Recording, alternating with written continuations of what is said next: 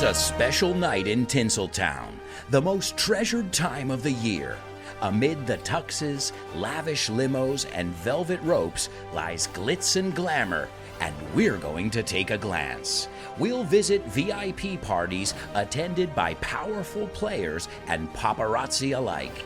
After all, there's no business like show business. Tonight, we'll seek the most sought-after award available. And action.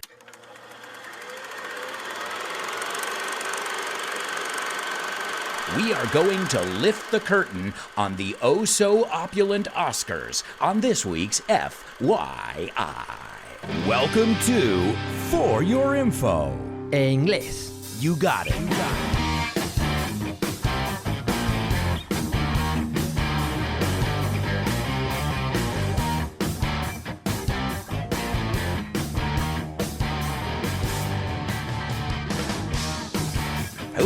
Hello, amigos, and welcome to this, another exciting edition of FYI. Another week, another topic that we delve into. And if you guys remember, there is a Hollywood episode, but this one's going to be a little bit different because we're going to focus solely is another way of saying only, on Oscar night, or as it's called, the Academy Awards. But many of us call it the Oscars. Cuidado con esa pronunciación, no es Oscar en inglés, sino Oscars. Like when you go to the doctor and they tell you to open your mouth with the tongue depressor, they say pues ese es el sonido.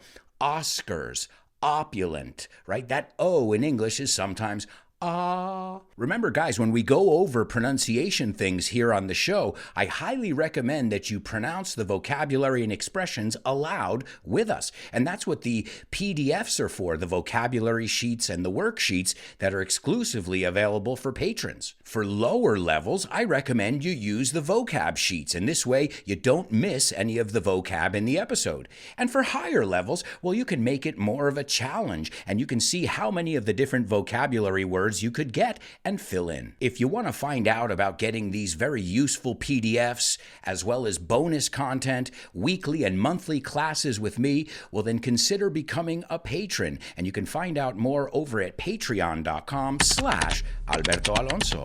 And at this point, I'd like to send a shout out to all my patrons for making this weekly podcast possible. So a nice shout out to my super duper students, Francisco, Sabela, Tony, Roberto, Jose Maria, Mila, Alex, Patricio, Edgar, and Loles. And don't forget about my interstellar students, Pilar, Diego, Carmen, and Diana. You guys rock. If you guys want to find out more about becoming a patron and joining our curious community, go over to patreon.com/Alberto Alonso. So I hope you guys got dressed up for the occasion. To dress up es vestirse más formal. Y en un mundo lógico, entonces, dress down sería vestirse menos formal. Well, that's correct. It doesn't always work like that, but in this case, it does. I hope you guys put on your tuxedos. Remember, the word tuxedo in English is how you guys say un smoking. It's a very formal suit. We call it a tuxedo or a tux. But let's start with the intro as we always do. I said it's a special night in Tinseltown. And if you recall in the Hollywood episode, we talked about Tinseltown. Another way of calling Hollywood is Tinseltown. And that word tinsel, if you recall, is espumillón. It's a word that we use a lot around the holidays. Then I said it's the most treasured time of the year. And the word treasure, I'm sure you recognize, it's tesoro. But if you treasure something, you appreciate it, you love it, you hold it in high esteem. And there's no doubt that this is one of the most treasured times of the year in the Hollywood show business industry. You can call it Hollywood or you can call it show business for short. Or showbiz. As I said, there's no business like show business, like no business I know. The next word I used was amid. And amid means in the middle of, entre, ¿no? En medio de, amid the tuxes or tuxedos, una palabra que ya vimos, the lavish limos, and lavish meaning lujoso, extravagant, the lavish limos, and there's another word that we cut short. You can say limousine or you can say limo.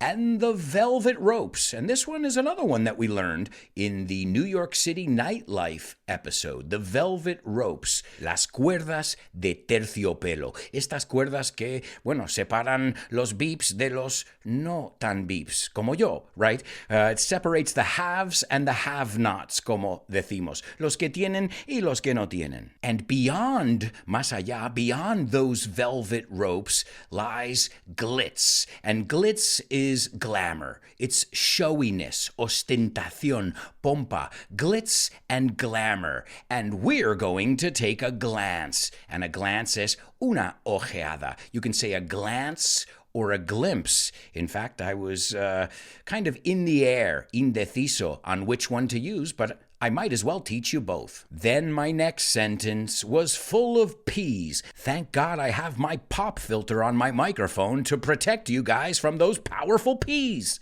I said we'll visit VIP parties, fiestas VIP. Remember, we don't say VIP, we say VIP. VIP parties attended by. Now, this is a false friend.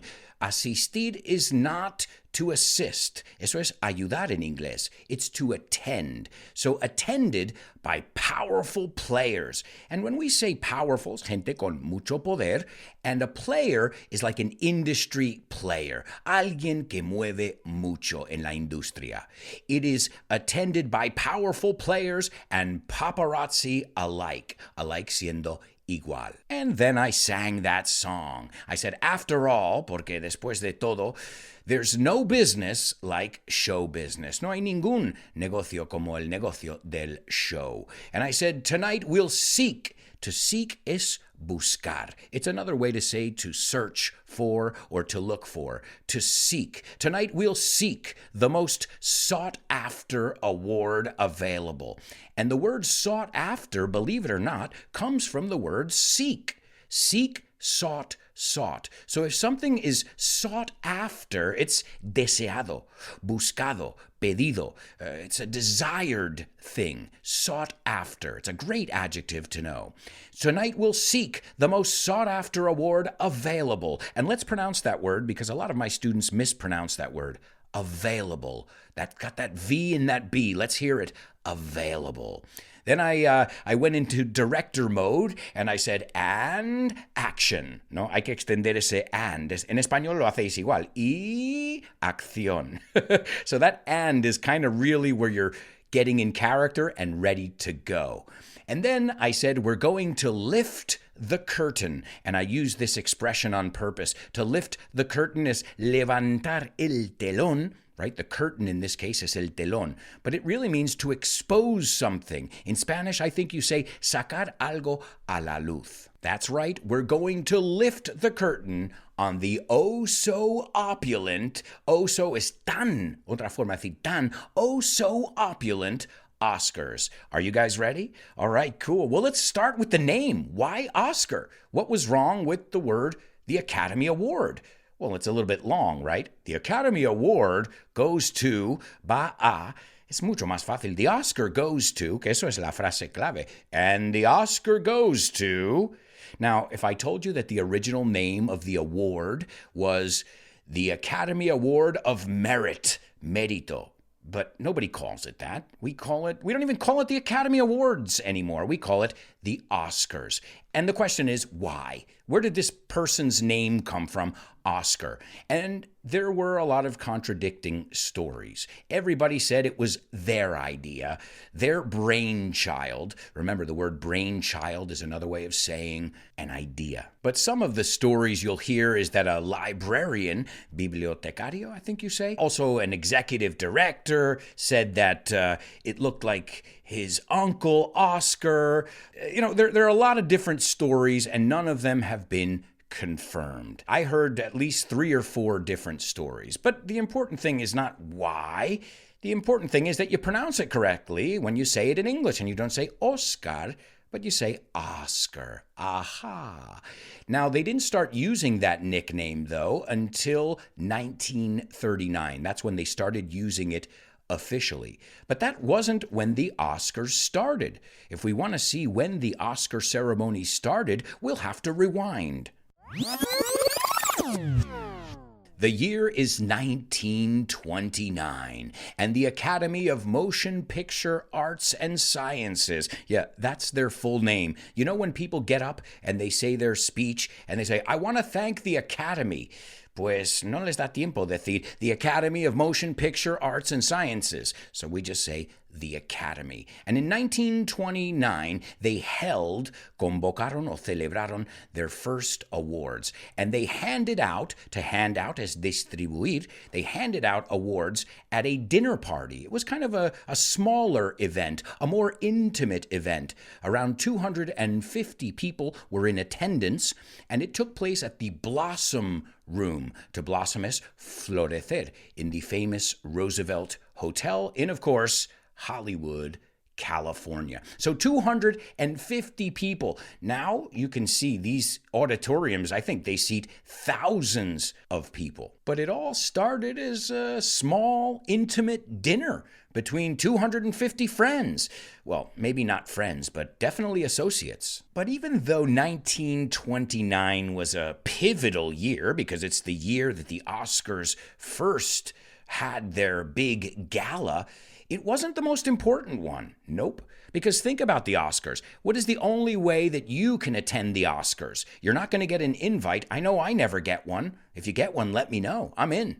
I'll be your date. I'll be your +1. But if you think about it, we are invited to the Oscars every year through the miracle of television and broadcasting, emisión. And that wasn't until 1953. So it started in 1929, and in 1953, it was the first time it was televised. It was televised on the NBC TV and radio networks, and that was the 25th annual Oscars. But we still didn't look at why they started, or who started them. Whose idea was it? Whose brainchild was it? It was the brainchild of Louis B. Mayer. You recognize that name? Metro-Goldwyn-Mayer? MGM, that's right. Louis B. Mayer, he was the head of MGM Studios and the Academy. He decided to organize in 1927 as a non-profit organization, and it was dedicated to the advancement and the improvement of the film industry. Little did he know this would become Hollywood's biggest night. So let's take a look at some of the categories, some of the awards that are handed out or given out, distribuidos, on this amazing night. And now, this changes, it fluctuates, but right now, currently, at the time of this recording, there are 24 different categories that you can win an Oscar in. But let's be honest, most people pay attention to the big five. And what are the big five? Best Picture. Yeah, it's funny, they don't call it Best Movie. Did you know that?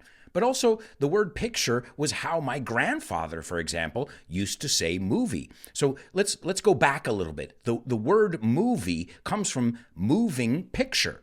No? Una foto que se mueve, moving picture. So back in the day, they used to say pictures. I'm going to go see a picture. And now we say movie from the word moving. So it's funny how that word has adapted from a picture to a movie. And as many of you guys know, we can say the word flick. If you think of Netflix, it kind of makes sense. Now, we don't spell it F-L-I-X, we spell it F-L-I-C-K-S. So a very native way of saying, ¿Quieres ver una peli? In English is, you want to catch a flick? So what are the top five? We said Best Picture, Best Picture. Then we've got Best Director. We've got Best Actor, Best Actress, and Best Screenplay. Okay, and screenplay es el guión. Remember, a screenplay is specifically for movies. And of course, people love to see the Best Supporting Actor and Best Supporting Actress. I think you say secundario or de apoyo. I don't know how you say that. I remember knowing it, but I can't remember. Well, we say de apoyo, supporting actor. One of my favorite awards as well, which is not one of the more popular ones, but I think it's brilliant. It's one of my favorite part of movies, is cinematography. You guys say fotografía, pero nosotros, si es en una peli, mezclamos la palabra and we say cinematography. As a music lover, I also love best score, and the score is the music for a movie, the soundtrack or the score. Let's take a look at some records, some people, some events that have stood out, que han destacado throughout the years. The youngest person to ever win this statuette, because you can call it a statue or a statuette, was actress Tatum O'Neal. She was 10 years old, and this was in 1973. The movie was Paper Moon. I have to say, I haven't seen this movie, but I know who Tatum O'Neal is, but I didn't realize that she had the record for the youngest Oscar winner. 10 years old. Can you imagine that? I don't even think you really understand what's happening to you at 10 years old. It must be just as scary as it is exciting. And she won Best Supporting Actress, que es secundaria, I believe you say there. The oldest Oscar winner, yeah, why not? We've got to get the other side of the coin there. The oldest Oscar winner to date. Now remember, this could always change because, well, the Oscars are every year, and every year there are changes and people are breaking records. They'll add a category, they'll take a category away. But when, at the time of this recording, I should say, the oldest winner was Christopher Plummer, and he won Best Actor in a Supporting Role for Beginners, which was in 2010. He was 82 years old. So the oldest, 82. The youngest, 10. But you know what? I think even being nominated for an Oscar says enough about you. Even if you don't win, I think you go home a winner that night. And speaking of nominations, the person with the most nominations, I asked my wife to guess these and see if she could figure it out. And the person with the most nominations, again, remember, it's at the time of the recording of this podcast, is a woman who has 21 nominations. 21. That is Meryl Streep. When I said it to my wife, she says, "Como no? Of course, Meryl Streep, no stranger to the Academy Awards." And the thing is, she keeps winning Oscars. It's not like she won them in her heyday, in su apogeo. In 2011, just a few years ago, not even 10 years ago, she was in The Iron Lady, and she won an Oscar for her performance in that. Another person who's no stranger to the Oscars is Jack Nicholson. That's right. He is the most nominated male actor. He's received 12 Oscar nominations. So no offense, Jack, but Meryl beats you over there. Meryl Streep runs circles around you. Now, it's a very similar expression in Spanish, right? To run circles around someone is darle mil vueltas. And I'm not saying as an actor, but as far as nominations, Meryl Streep is the queen. The most successful films in Academy Award history, they are Ben-Hur. It's a three-way tie. A three-way tie is un empate a tres. Ben-Hur, which came out in 1959. Titanic, which came out last week. Oh, no, wait, not the FYI episode. I mean the movie. The Titanic movie, which came out in 1997. And the third one, The Lord of the Rings, Return of the King. And that was in 2003. And those are the most successful films in Oscar history. They have each won 11 Oscars. Think about that for 1 second. If a film wins 11 Oscars, that means the actors are great, the writing is great, the cinematography is great, everything, the music. I mean, what we call you're sweeping the Academy Awards. To sweep es llevarte todas, ganarlo todo. También significa barrer, right? So it makes sense, you take them all home with you. The third film I mentioned, the Return of the King, well, this one not only won 11 Oscars, but it won every award for which it was nominated. That must have felt really good, for the producers, the director, like, another, again. I imagine at that award ceremony in 2003, they kept getting up. I mean, they got some good exercise, you know. Another thing that interests people about the Oscars is who's hosting. ¿Quién va a presentar? I love that word host in English because a host es un anfitrión, pero también es presentador. And a good host is really welcoming you into their home, into their world. So I think it's an appropriate word. And it's also a verb. So I'll use it as a verb. Bob Hope, a very famous comedian in the United States, well, not anymore, but he was. Bob Hope hosted the ceremony. Are you ready for this? 19 times. So that's most of the times I was there and alive in my lifetime. Bob Hope was hosting. Now, I seem to remember when I was a little kid that it was always Billy Crystal. You know, Billy Crystal, the actor, he seemed like he hosted quite a few times as well. And another thing about the Oscars, which I think is really, really cool, is the music. The music that they play, it's epic, you know, the music, like the music I played at the beginning of the show. And I found out an interesting tidbit of information about the music.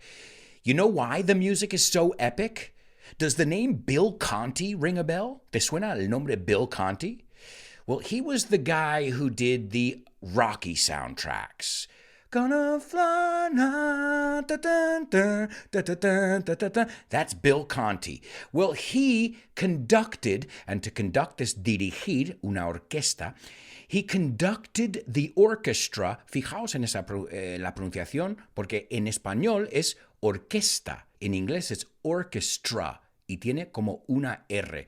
Me recuerda la palabra que siempre me equivocaba yo en español. You guys say cocodrilo. We say crocodile. O sea, hay R's a veces en palabras que no están en vuestras y viceversa. So make sure you pronounce it correctly. So Bill Conti was the conductor or conducted the Academy Awards Orchestra 16 times. That's right, since 1977, the first time he conducted it. And I know what you're wondering. Estáis preguntando, who has the most Oscar wins of all time? Because we talked about movies that were the most successful, but what individual has the most Oscar wins ever? And the answer is somebody we've looked at here on this podcast on a previous episode, none other than Mr. Walt Disney. He has the most Oscar wins of all time, 22 competitive Oscars, 3 honorary ones, because you guys know, again, they have the Lifetime Achievement Awards as well, and that's 59 nominations. So 22 plus the 3 honorary ones, and that was 59 nominations. So more than half of the times he was nominated, or almost half the times he was nominated, he won. In fact, he was nominated for 1 Oscar every year between 1942 and 1963. Now, a lot of people will argue that and say, well, Walt Disney, I mean, a lot of these Oscars he got, you know, after he had died. So they're really Oscars for his company. But then if you think, who set up that company? ¿Quién montó esa empresa? Whose dream was it? His. So I think they are well-deserved. Another unwritten rule is that usually movies that are rated R or, you know, PG-13 or can be a little violent or have a lot of cursing in them, they usually don't win Best Picture. But that changed in 1969. In 1969, the movie Midnight Cowboy. I love this movie. It stars Jon Voight, who is, by the way, Angelina Jolie's father, and Dustin Hoffman. And it's got that famous song, everybody's talking at me, I don't hear a word they're saying, only the echoes of my mind. Well, that movie is historic for many reasons, because it's an awesome movie, great soundtrack, but also it is the only X-rated film to win the Best Picture award. Now, anybody who's ever seen Midnight Cowboy will know that is not really X-rated. I mean, not by our standards. Remember, in the United States, the rating system that we use for movies are G. G is general audiences. PG, which is parental guidance suggested. PG-13, which means that you have to be 13 or over, or accompanied by an adult, of course. And then we have R, which is usually 17 and older. So it's not common to see X-rated films even at the Oscars. But again, if you watch this movie, you'll probably scratch your head like I did and say, why is this movie rated X again? And we'll wrap up over here with a little trivia question, because we have to get to the bonus part as well, where I'm going to tell you so much more. I'm going to form this as a trivia question because, well, I did it for my wife and she guessed correctly. Ella adivinó. So let's see if you guys can guess. What was the only sequela, what was the only sequel to have won Best Picture? Okay, now normally we know this. Sequels don't really do as well as the original, but there was one that did, and many people argue it is kind of the only time in history that a sequel was better than the first one. Did you guess correctly? What if I tell you, I'm going to make you an offer you can't refuse? That's right, The Godfather. The Godfather Part 2 in 1974 was the only sequel to date that has won the Oscar for Best Picture. In the bonus part of today's show, we're going to take a look at parties. That's right, all the hot parties and after parties that we need to be at. We'll also look at some Oscar traditions. We'll look at fashion and fashion faux pas. A faux pas es una cagada. And we'll look at some controversial and weird moments that the Oscars have given us. Oh, and speeches as well. We're going to talk about the 45-second rule, and we'll look at some memorable speeches. And speaking of speeches, I think we're going to end this part of the episode with one of the most moving, heartfelt Oscar speeches that I have ever heard. And this was in 2015. This was J.K. Simmons, the actor J.K. Simmons, who was receiving the award for Whiplash. And he came up to the podium and he really gave a beautiful speech about family, and he really put his family up there on that pedestal with him. And I think it was just a beautiful moment. And when I was preparing this episode and I listened to him say these words, I got all choked up. So I think we're going to end this part of the episode with this speech by J.K. Simmons.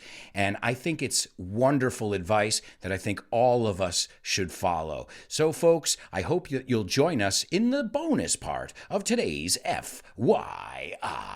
Wow, thank you. Thank you to the Academy. Thank you to everyone involved in the making of Whiplash. And I am grateful every day for the most remarkable person I know, my wife, the wonderful Michelle Schumacher.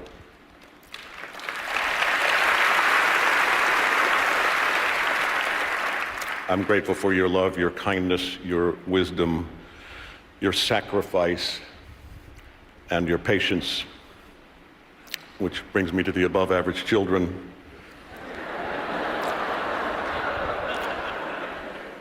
Even though I may try the patience more. Joe and Olivia, you are extraordinary human beings, smart, funny, kind, loving people, and that's because you are a reflection of your mother. And if I may, call your mom. Everybody. I'm told it's like 1 billion people or so. Call your mom, call your dad. If you're lucky enough to have a parent or two alive on this planet, call them. Don't text, don't email. Call them on the phone. Tell them you love them and thank them and listen to them for as long as they want to talk to you. Thank you. Thank you, Mom and Dad.